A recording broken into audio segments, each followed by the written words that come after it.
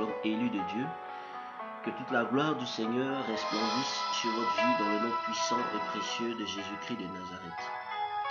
Bien-aimés, l'enseignement du jour s'intitule « L'onction ne couvre pas le péché ». Bien-aimés, enfants de Dieu, fils de Dieu, élus de Dieu, pasteurs et prophètes, et tous ceux qui œuvrent dans la maison de Christ, il est important et surtout bienséant de savoir que lorsque tu marches avec le Seigneur, il faut être saint dans toute ta conduite. C'est pas facile, mais tu as obligation d'être saint dans toute ta conduite, car notre Dieu est saint. Bien-aimé, l'onction ne couvre pas le péché. Et en aucun cas, l'onction ne peut couvrir le péché, car l'onction est remplie de sainteté. C'est lorsque tu es rempli de sainteté que l'onction te couvre, que c'est à ce moment-là que tu reçois le manteau, l'onction, la couverture divine. Et lorsque tu as cette couverture divine, que tu pêches, eh bien tu n'es plus dans la volonté de Dieu. Mais bien entendu, certains diront, d'autres pêchent, mais ils continuent à faire des miracles, à prophétiser. C'est normal, puisque le Seigneur l'a dit lui-même dans Romains 11, verset 29. Car Dieu ne se répand pas de ses dons et de son appel. Bien aimé, même si le Seigneur t'a appelé, il ne va jamais se repentir pour cela. Si tu as fait un don agréable de prophétie, de parler en langue, de guérison, et j'en passe, tu manifestes ces dons, mais que tu pêches, le Seigneur ne va pas se repentir. Et il a dit encore dans sa parole, dans Matthieu 7, verset 23, alors je leur dirai ouvertement, je ne vous ai jamais connu, retirez-vous de moi, vous qui commettez l'iniquité. Bien-aimé, le Seigneur ne va jamais se repentir du don qu'il te fera. Il ne le fera jamais. Il t'a fait un don, tu fais son œuvre. Il t'a fait un don, tu utilises ça pour sa gloire, car tout est pour sa gloire. Il faut marcher pour sa gloire, il faut respirer pour sa gloire, il faut tout faire pour sa gloire. Et ceux qui sont vraiment avérés le savent, c'est pas vraiment facile de marcher avec le Seigneur. D'autres peuvent, dans le ministère, avoir un regard sur des filles à l'intérieur. Ils peuvent commettre l'impudicité, ils peuvent revenir après, même, et prophétiser. Le Seigneur ne s'est pas repenti de son œuvre. Tu vas faire son œuvre, mais à la fin, c'est à toi, il dira pas, je ne t'ai jamais connu. Et il a dit, il a déjà prévenu. Quitte à nous maintenant de savoir comment marcher véritablement avec lui. Il faut être saint dans toute sa conduite. C'est pas facile, mais tu as le devoir et tu as l'obligation d'être saint dans toute ta conduite. Car le diable veille. Il attend comme un lion rugissant, cherchant qui il dévorera. Mais il dévore comment? Dès que tu ouvres une porte, la porte c'est quoi? C'est le péché. Dès qu'une porte est ouverte, du coup tu es exposé au monde spirituel satanique et tu es localisé systématiquement. Donc ce que tu as à faire, c'est de t'éloigner du péché en tant qu'homme de Dieu, en tant que quelqu'un qui œuvre dans le Seigneur. Mais je vais lire un passage dans Lévitique 4, verset 3, qui parle des sacrificateurs qui pêchent. Et qui dit ceci, Lévitique, je lis la parole, Lévitique 4, verset 3. Si le sacrificateur, ayant reçu l'onction qui a péché et a rendu par là le peuple coupable, bien aimé, je vais m'arrêter là, je vais poursuivre, je vais expliquer un peu. Bien aimé, le sacrificateur, si le sacrificateur a péché, de par son onction qui doit descendre sur le peuple, il souille le peuple.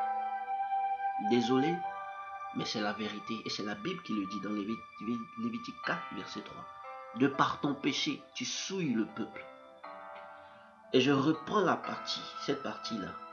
Si le sacrificateur, ayant reçu l'onction, c'est-à-dire l'onction divine, qui a péché et a rendu par là le peuple coupable, il rend le peuple coupable à cause de son péché, à cause de son iniquité, puisque son onction, il déverse ça sur le peuple. Ce qu'il a à l'intérieur, il déverse. C'est de l'abondance du cœur que la bouche parle. Et ce que tu dis vient de la parole de Dieu, vient du cœur. Et si ton cœur est rempli d'iniquité, c'est l'iniquité que tu vas distiller au peuple. Désolé, mais c'est la vérité. Et je poursuis la lecture. Il offrira à l'Éternel pour le péché qu'il a commis un jeune taureau sans défaut en sacrifice d'expiation.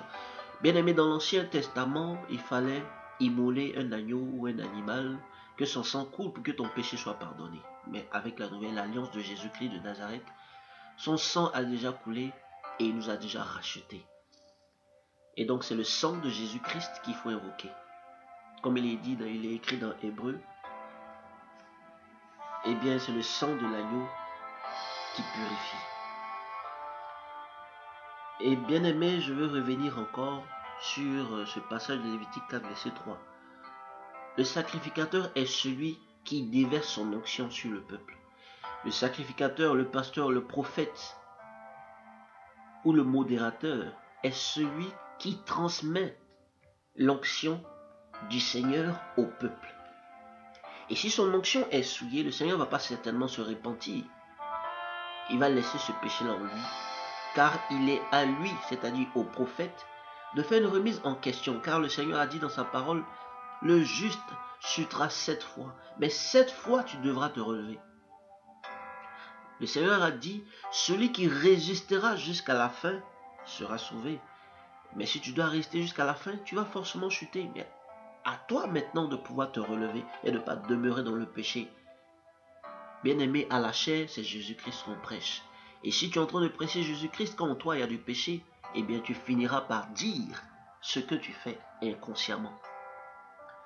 Et je poursuis la lecture pour étayer cette parole de Christ qui dit dans Jean 7, verset 27, « Pour vous, l'onction que vous avez reçue de lui demeure en vous, et vous n'avez pas besoin qu'on vous enseigne. » Bien-aimé, l'onction enseigne. Je vais expliquer à la fin pour dire c'est quoi l'onction. Et je poursuis la lecture. « Mais, comme son onction vous enseigne toute chose, et qu'elle est véritable, et qu'elle n'est point un mensonge, demeurez en lui selon les enseignements qu'elle vous a donnés. » Bien-aimé, l'onction, c'est la vérité. L'onction nous enseigne. Il n'y a pas d'école d'onction, mais la Bible le dit. Dans Jean 2, verset 27, l'onction nous enseigne. Et on va revenir sur cet enseignement de l'onction. Lorsque tu reçois l'onction divine, lorsque tu reçois l'onction qui vient de Christ, bien-aimé, tu es enseigné. La parole t'enseigne elle-même. Et le Seigneur te donne un esprit de discernement. L'onction enseigne véritablement. Et je poursuis la lecture pour expliciter un peu cette partie de l'onction qui enseigne. Dans Luc 12, verset 12, et la parole dit ceci, « Car le Saint-Esprit vous enseignera à l'heure même ce qu'il faudra dire. » Ça, c'est le premier point. Le second point, dans Jean 14, verset 26, qui dit ceci, « Mais le Consolateur, l'Esprit Saint, que le Père enverra en mon nom, vous enseignera toutes ces choses et vous rappellera tout ce que je vous ai dit. » Alléluia, gloire à la parole de Dieu au nom de Jésus-Christ. Donc, l'onction, c'est le Saint-Esprit.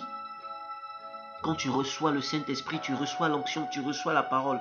Et l'onction, qui est le Saint-Esprit, t'enseigne. Bien aimé, il n'y a pas d'école de Saint-Esprit. Je ne veux pas polémiquer certaines écoles qui donnent un esprit de raisonnement au lieu de donner un esprit du Saint-Esprit ou un esprit d'onction. Alors que le Seigneur a dit, cherchez d'abord le royaume des cieux et sa justice et tout vous sera donné par-dessus. Lorsque tu recherches le Seigneur et le royaume des cieux, eh bien, c'est le Saint-Esprit que tu reçois. Et le Saint-Esprit t'enseigne. Nous n'avons pas nécessairement besoin de faire certaines écoles, je ne citerai pas, pour connaître le Seigneur Jésus-Christ. Car le Seigneur Jésus-Christ a dit lui-même, je vous enverrai le Saint-Esprit qui vous enseignera toutes ces choses et vous rappellera tout ce que je vous ai dit. Il a dit, je pars, je vous enverrai le Saint-Esprit. qui vous enseignera toutes ces choses. Bien-aimé, l'onction, c'est le Saint-Esprit. Lorsque tu reçois le baptême du Saint-Esprit, eh bien tu reçois l'onction. Toutes les révélations que nous avons, c'est par le Saint-Esprit. Toute orientation divine que nous avons, c'est par le Saint-Esprit. Toute révélation, toute expérience que nous avons avec le Dieu Tout-Puissant, Saint-Esprit.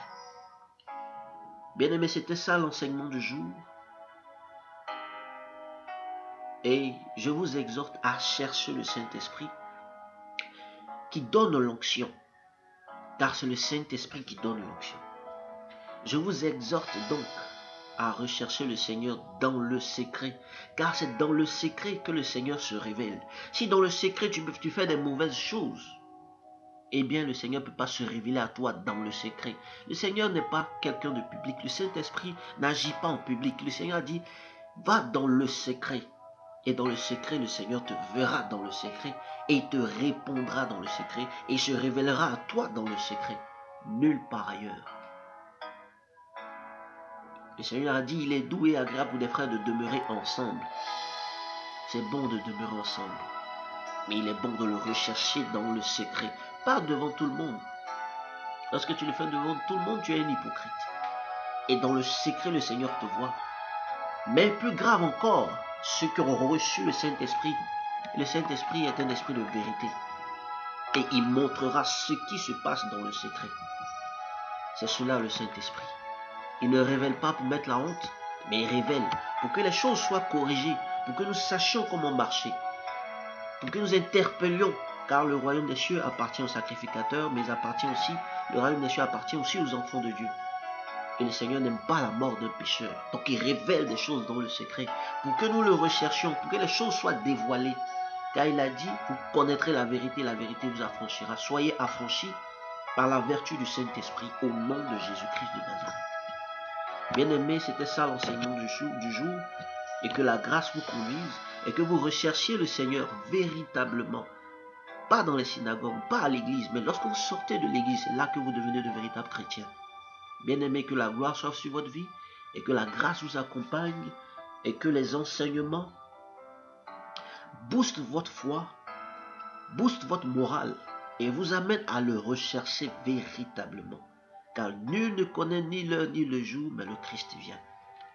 Qui sait, il est certainement déjà là. Que toute la gloire vous revienne, et revienne à Christ, au nom de Jésus-Christ.